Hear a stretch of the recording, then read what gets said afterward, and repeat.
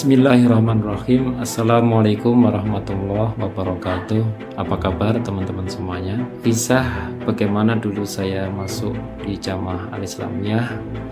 Jadi setelah saya menyelesaikan pendidikan di sebuah pesantren, kemudian saya dakwah di masyarakat. Di sana bertemu dengan berbagai macam elemen kaum muslimin, aktivis-aktivis kaum muslimin. Dan di antara salah satu mereka itu ada yang secara intensif diskusi dengan saya tentang dakwah, tentang jihad, tentang iqamatuddin dan sebagainya. Yang kemudian kesimpulan kita bahwa dakwah, jihad, iqamatuddin itu merupakan amal mulia, tapi juga perkara yang besar yang tidak mungkin dipikul secara pribadi-pribadi, tapi harus dilakukan dengan berjamaah.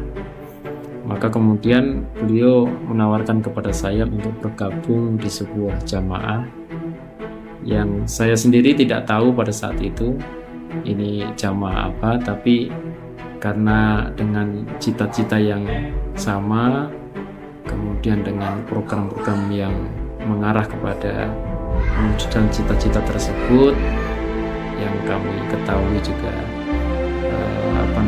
tidak ada masalah ya, pada saat itu, maka kami bergabung di Jamaah Islamiyah. Saya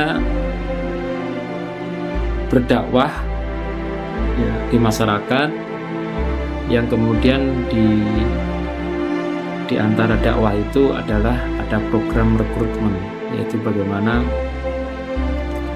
kita mengajak kepada mat'u kita atau objek dakwah kita ketika memiliki kesadaran untuk iqamatuddin, maka kemudian kita ajak untuk bergabung bersama-sama dalam rangka untuk iqamatuddin tersebut.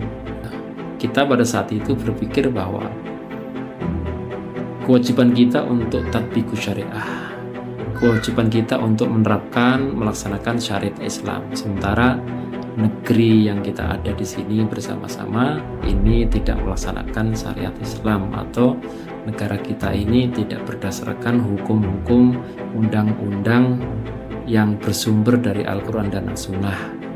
Maka kewajiban kita untuk memperjuangkannya, untuk mengganti undang-undang itu. Itulah yang menjadi pikiran kita pada saat itu.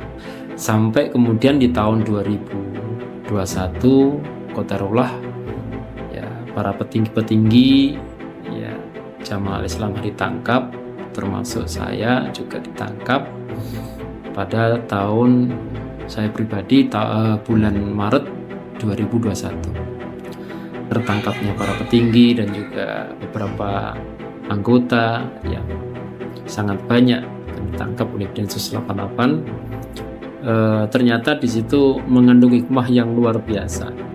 Ya, pemahaman yang baru bahwa negara yang selama ini kita anggap sebagai musuh yang tidak melaksanakan syariat Islam, tapi ketika kemudian kita terus mengilmui, kita mengkaji, ya ternyata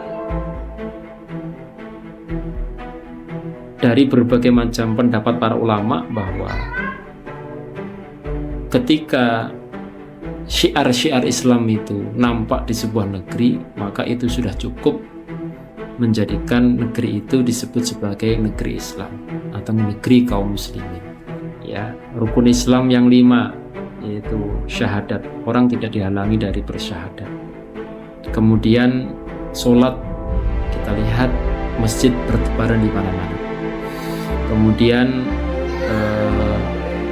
ketika masuk bulan Ramadan pun juga pemerintah memfasilitasi, bahkan melakukan sidang isbat untuk menentukan tanggal 1 Ramadan dan tanggal 1 Syawal.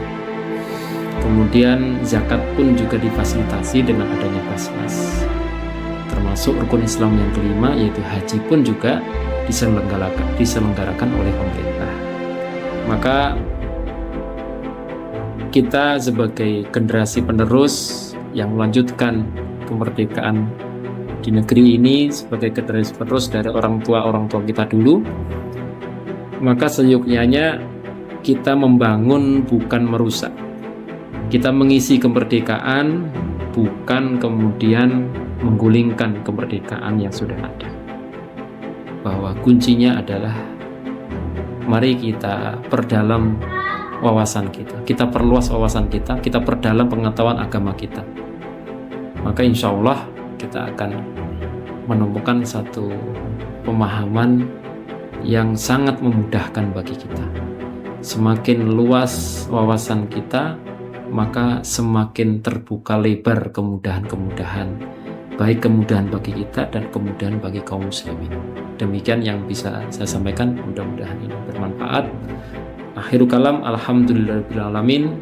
Assalamualaikum warahmatullahi wabarakatuh.